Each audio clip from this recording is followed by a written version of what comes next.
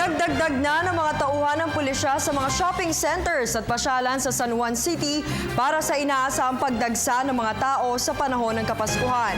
Kaugnay niya, mahigpit na seguridad din ang ipatutupad ng San Juan Police sa mga pamilyan gaya ng Green Hills.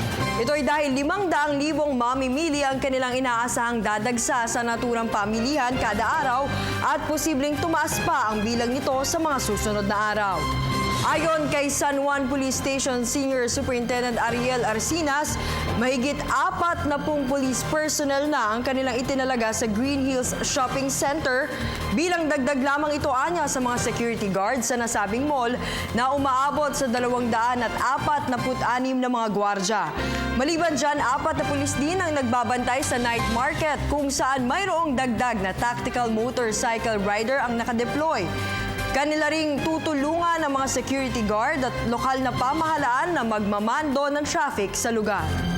Bali, nag-provide na po ang local government natin, galing po sa Traffic Management Office at sa Barangay ng Green Hills ng additional na tao para mag-assist po doon sa Green Hills area, particular sa tampunin nyo na traffic. Kasi kung mapapansin po natin is ang Green Hills po, ang totality niya sa isang araw, yung maabot po ng more than 500,000 na visitors, particular ngayon na Kapaskuhan. So talagang minamanage po natin siyang maayos para maiwasan po yung nangyari last year na para magkaroon po ng maayos na flow ng traffic doon sa paligid ng Green Hills.